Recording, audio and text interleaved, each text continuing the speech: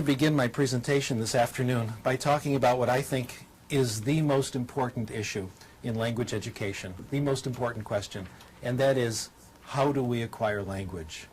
And I'd like to begin this discussion, this presentation, with an outrageous statement. In my opinion, we all acquire language the same way.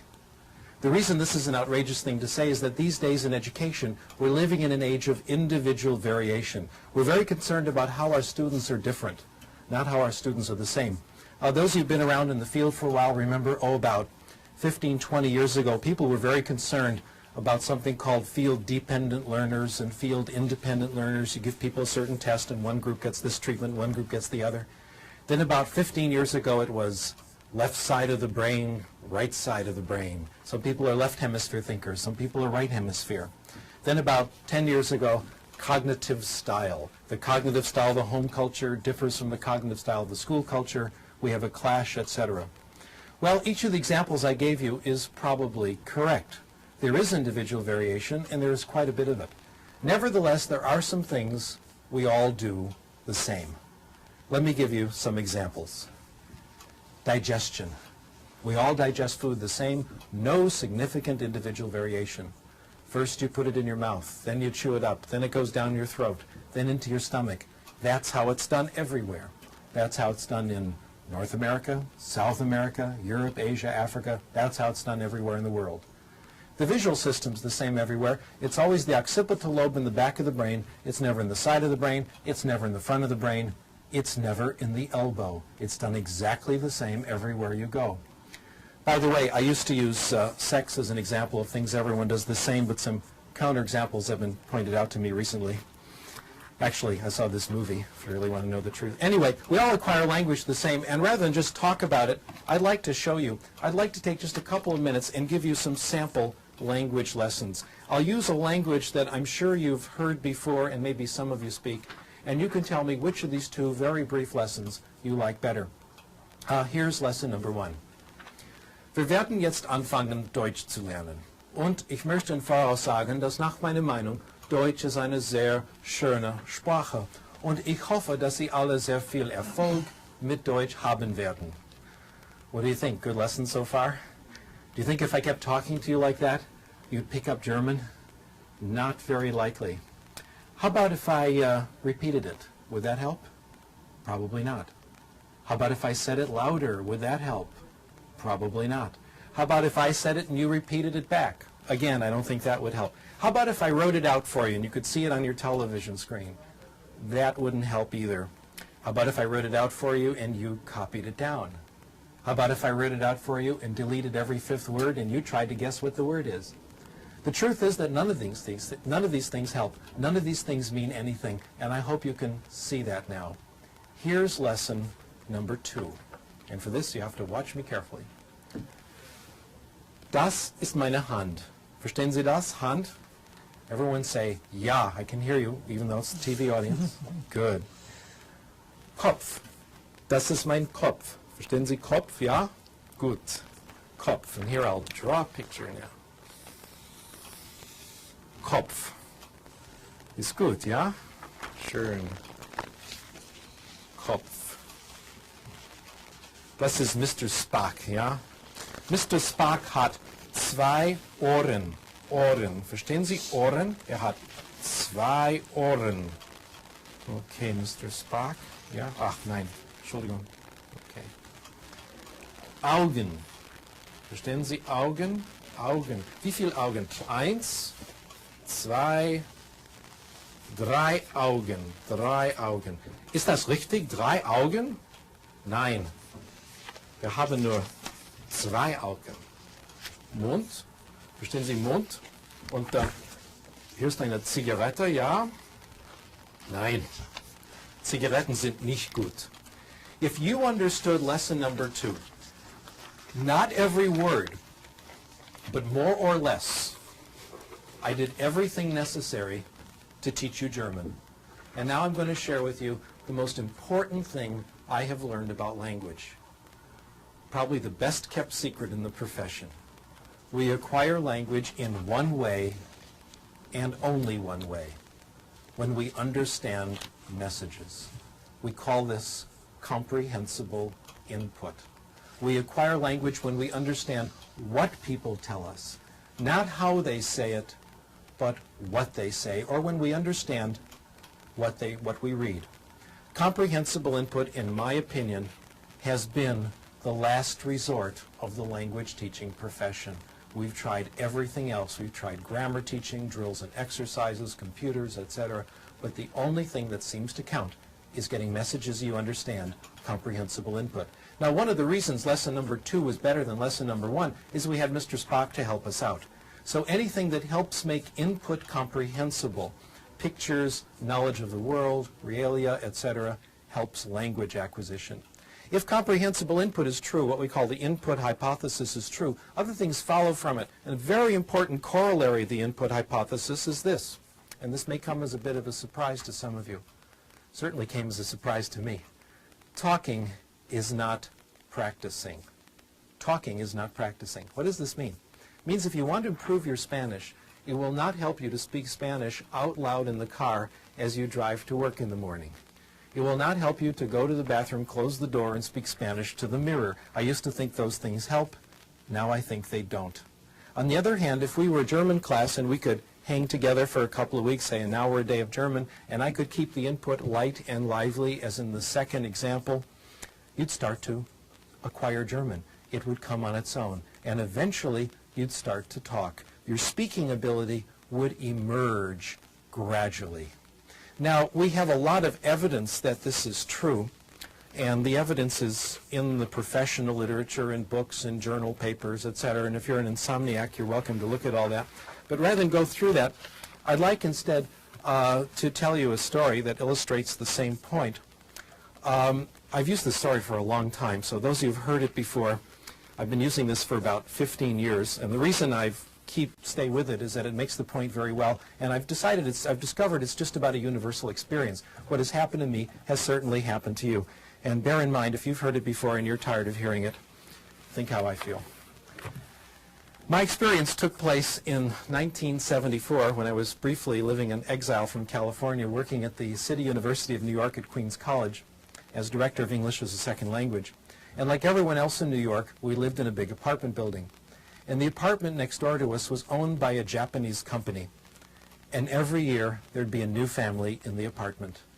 And every year, there were the children who couldn't speak English. And there I was, Director of English as a Second Language. I will teach English to these children and brag about it to my friends. So I remember going up to the little girl next door. She was 4 years old. Her name was Itomi. And I didn't know about this material on language acquisition then. Nobody did. And I thought then the way you get people to acquire a language is you get them to practice talking. So I tried to get her to talk. I'd say, Itomi, talk to me. Say good morning. Say hi. No response. Well, clearly I decided I've got to make this more concrete. Itomi, say ball. No response. Well, obviously I've got to break it down into its component parts. Let's work on initial consonants. Say buh. Look at my lips. Again, no response. There's a theory going around then that a lot of people still believe that children don't really want to acquire language. You have to kind of force it out of them. So I tried that. I won't give you the ball until you say ball. That didn't work either. No matter what I said, Itomi wouldn't speak. She didn't say anything the first week. She didn't say anything the second week, the first month, the second month, 5 months until she started to speak. Actually, that's not entirely true. Children during this stage do pick up certain expressions from the other children in the neighborhood. It's not real language. They understand approximately what they mean. It's not real language. They have a rough idea what it means. They use it in roughly appropriate situations. Things like leave me alone, get out of here. In fact, one child I knew, the only thing he could say was, I kick your ass, said it everywhere. Wasn't quite sure what it meant. After about 5 months, Itomi started to speak, and several things were interesting about her language. First, it looked a lot like first language acquisition, the same process our children went through. 1 word, 2 words, gradually getting more complicated. Second, it came quickly. By the time Itomi and her family went back to Japan at the end of the year, her English was closing in on the way the other children in the neighborhood were talking. The question is this: what was going on during those 5 months? She was listening. She was picking out comprehensible input. When she started to speak, it was not the beginning of her language acquisition. Let me repeat that. When she started to speak, it was not the beginning of her language acquisition. It was the result of all the comprehensible input she had gotten over those 5 months.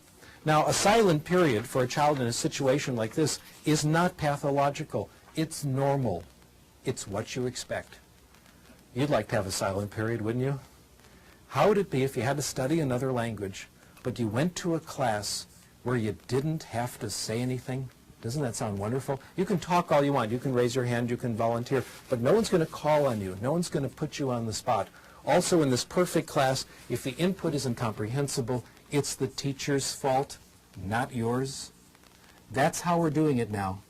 And the results we're getting aren't a little better than other methods. They're actually much, much better. Before I leave this topic, let me put in a brief commercial message for speaking. I'm not opposed to speaking. I think when students speak, it's fine. But what counts in speaking is not what you say, but what the other person says to you. In other words, when you get involved in conversation, what counts is the input that you can stimulate from other people. So I'm in favor of student speaking, but we have to understand it makes an indirect, a helpful but indirect contribution to language acquisition. I'd like to discuss one more hypothesis before we move on to literacy, and this is a very important one called the affective filter hypothesis.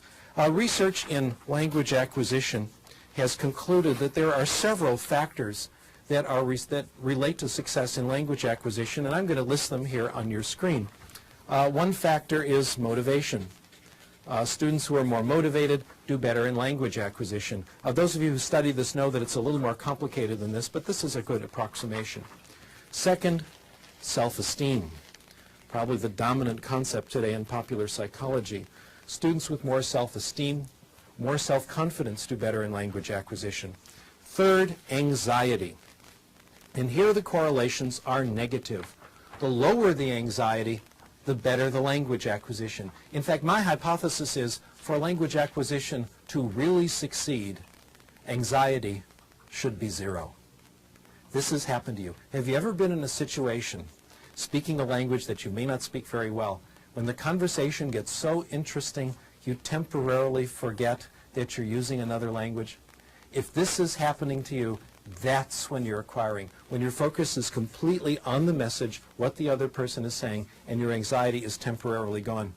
By the way, as an important footnote to this, I guess today we say sidebar, as a sidebar to all this, I'm not sure that 0 anxiety is right for everything. I'm sure it's good for a lot of things, but I'm not quite sure how far to push this.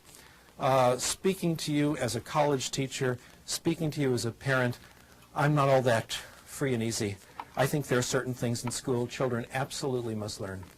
I think my students at the University of Southern California should suffer.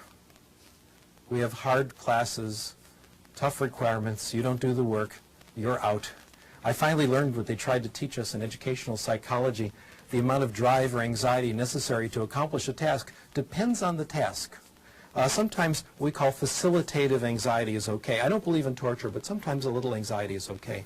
Language acquisition, though, is different. For language acquisition to succeed, anxiety has to be directed somewhere else, not at the language. Frank Smith puts it this way: for the child to develop literacy, the child has to assume that she's going to be successful. The way we integrate this into the theory is like this. If the student isn't motivated, if self-esteem is low, if anxiety is high, if the student is on the defensive, if the student thinks the language class is a place where his weaknesses will be revealed, he may understand the input, but it won't penetrate. It won't reach those parts of the brain that do language acquisition. A block keeps it out. We call this block the affective filter. Here's how it works. Somewhere in the brain, Chomsky tells us, is a language acquisition device. Our job is to get input into the device. So that's input here. Low motivation, low self-esteem, high anxiety, the block goes up, the filter goes up, and the input cannot get in. This explains how it can be that we can have 2 children in the same class. both getting comprehensible input. One makes progress, the other doesn't. One is open to the input, the other's closed. Let me now try to summarize everything I've said in the last 10, 15 minutes or so, and I'll summarize it in one sentence, and we'll wonder why it took me that long. We acquire language in one way, and only one way, when we get comprehensible input in a low anxiety environment.